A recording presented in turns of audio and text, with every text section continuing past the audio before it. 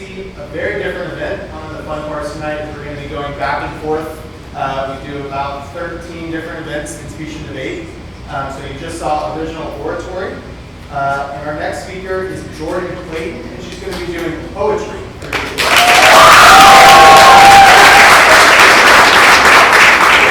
Now, Jordan Clayton is one of the naturally funniest people I have ever seen. She holds court in my classroom, in the hallway, really anywhere she is, for hours a day. And at first, that's how I knew her. She was just incredibly funny, a big personality, someone who made everyone smile. And then, a few months into the year, she told me that she had cut a selection of poetry, meaning she had found the poem she wanted to perform, cut it into the 8-minute format that's needed for speech and debate, and she asked if I wanted to see it. And it was one of the most amazing things I saw, certainly in my first few months as a teacher. I was not very familiar with the event of poetry, and it truly blew me away. I couldn't believe how good it was, in fact, and I wondered if everyone was just going to be this good. Throughout the year, I learned that everyone was not this good. Jordan won tournament after tournament after tournament. She qualified for nationals in program oral interpretation, which is sort of like a more advanced version of poetry that they have at the national level. And then she went to the regional tournament, where she placed first place in poetry. And then on to the state tournament, where she once again placed first place in poetry. So you're about to see the state champion in poetry interpretation. So I'd like to welcome a POI national qualifier, someone who introduced the term "plot that tea," someone who made HI districts finals without any help. And once again, your state champion, Jordan Clayton.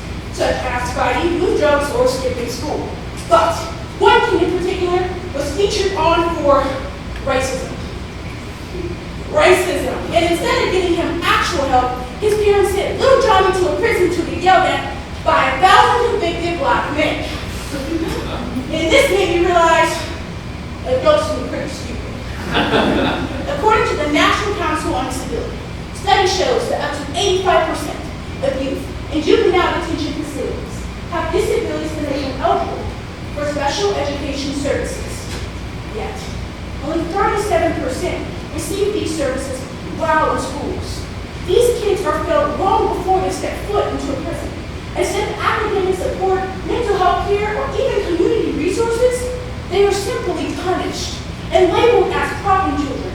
So during this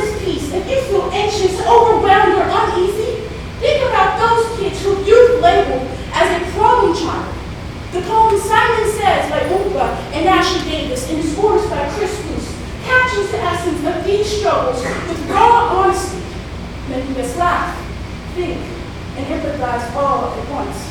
But you know what? They don't even care. They don't. Just take out a book and shut up. Read. Someone says read. Someone says sit straight and be still. Someone says tuck in your uniform.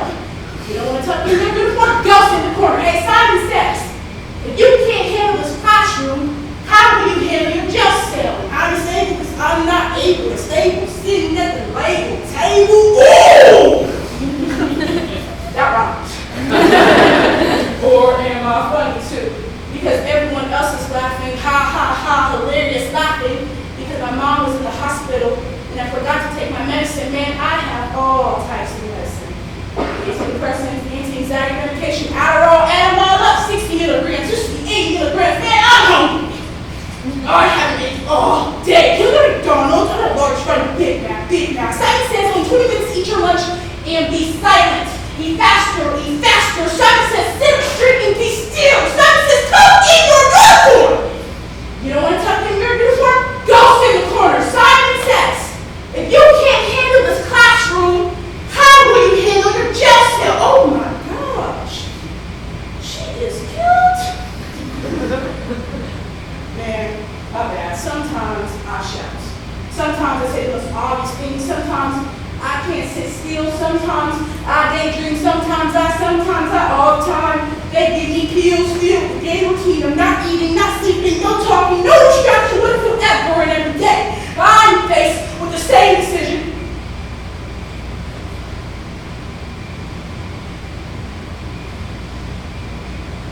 Of taking these pills, these small capsules injected with who knows what, and shoving it down my throat. It's like my life. It's turning no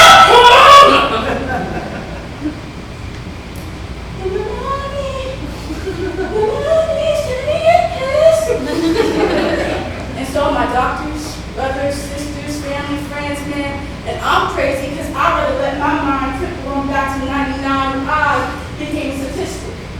Back when I was 1 in every 5 high school boys taking medicine every morning. But now the medicine we take are nationally classified with cocaine and meth. Now 2.7 million children like me are doing mind-altering drugs every morning now. Shatia, antidepressants, or lethal to death. If you're a 5-year-old or take these medications, I will fill 6 football stadiums with every 1 in every 5 high school boys who are misdiagnosed with ADHD. And 67% of them take these medications, Simon says. You will refer to it as Officer Simon from here on. And Officer Simon says, know your place. Officer Simon says, show your teeth, boy. You're only as valuable as you are able. Officer Simon says, put your hands down. We don't raise hands here. There are no questions here. Officer Simon says, you must not be a good listener at home. Man, at this rate, you won't be going back home. Officer Simon says, you will speak only when you are told to speak. Officer Simon says, speak to your cellmate now. Why is he not speaking now? You chose to play this game, now you choose not to play. How dare you ruin this for everyone else? Officer Simon says, still not time for a bathroom break and stop asking. Officer Simon says, you're not listening. People who don't listen will never be successful. Officer Simon says, it's time to fall in the hallways again. One behind the other, straight sideline, touch the right. Hey, Simon said, if you can't be silent, how do you hear what Simon's telling you to do? Silence. I said be silent. Simon said be silent. Fix your uniform. Fix your face when you talking to me. Clear your book, you freaking animal. Sit straight. Man, I didn't care if I didn't say Officer Simon said. Officer Simon said. So sit up straight and be still. Be still. Be still. Officer Simon says, if you can't handle this jail cell, how will you handle your casket medication? Are we there yet? I don't know. The acting, wow, this is marvelous. Oh my gosh. Stay on track. Stay on track. I know I have a lot of disorders.